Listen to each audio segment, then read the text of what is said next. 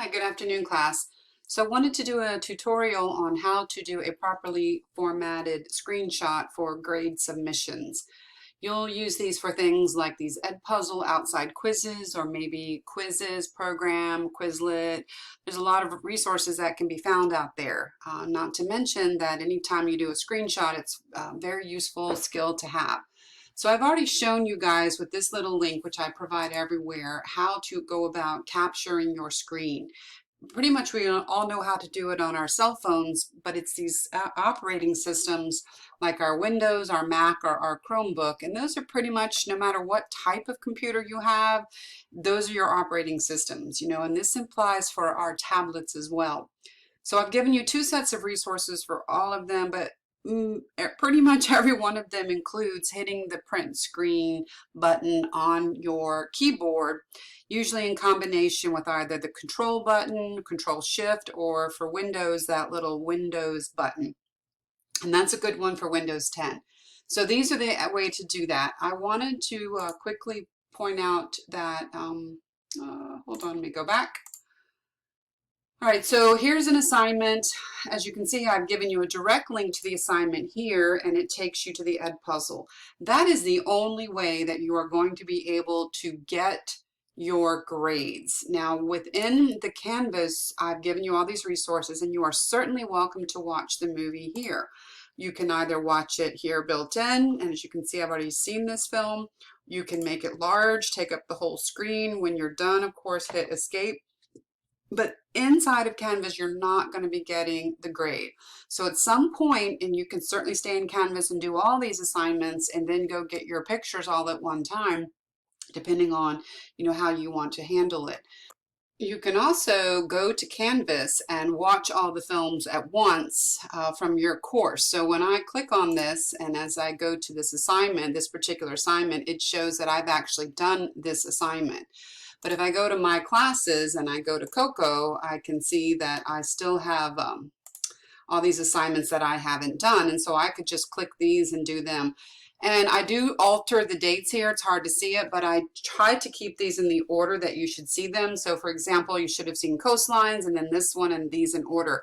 And I do that by taking the due date and altering it by just a minute or two. They are all technically due at one time during that unit, but I alter that to keep these not alphabetical listed, but the other way. So I'm going to go here to the ones that I have actually completed. Now, once I'm in here and I'm going to go to my completed assignments, and I'm going to click on Life in the Ocean. So here I am where I have shown that, just like if I had gone here, oh, I'm already done. I can see I've done all the video. So I want to show my results and get the screenshot. So here is the title of the assignment, and here's my grade. That's 2 out of the 3 things that I need. So if I look across the top here, I actually have one of my tabs open that shows, without me even having to hover my mouse, that who I am. Now you probably have something more specific for your email accounts up there. You could also possibly have maybe something for your sign in for the school. But if a tab across the top is not indicative of who you are, within these software programs, there's always some kind of a profile or an icon for your profile. So I'm going to click here and it shows you that just 3 things come up. Well, I can still see, I don't care how many minutes it took. I want to know what was my response and what was my grade. And so here is the perfect location. I've got all 3 things now, so I'm going to do my print screen. Well, for Windows, I'm going to be pushing my window button at the same time that I hit print screen. And as you can see, the computer gets dark for a quick moment. It is in my clipboard. So if I'm not using Windows 10, I certainly can go through these steps where I open up a Word document and I bring that Word document or a PowerPoint, your decision, and I do right click and I paste my picture. If I do that, however, I have to go through the efforts of cropping it, which means that as I click on it, I'm going to have to crop it. Get the black line here, bring it over, and then I have to make it wider so it's very visual. Then I do not save this document. I will right click and say save it as a picture, where it can be either a PNG or a JPEG. So that's some options for those who don't have a way of finding where it got auto saved. The cool thing is with technology nowadays, and that's what you just saw, I had to do for every picture for my doctorate and making my thesis.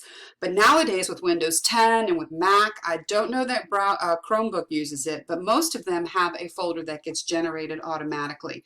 So not only does that control print screen or Windows with a Windows print screen, it will make a folder, it will put it in those pictures, and it's called screenshots, and there is my screenshot right there of what I just took.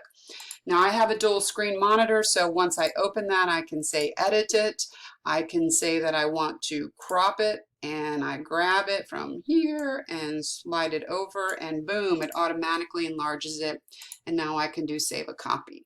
There you go, all ready for submission. So hopefully that will help you. And again, taking screenshots is a very useful skill for anyone who has been to college. So I am going to keep pushing you guys to do this. So thank you so much for your participation.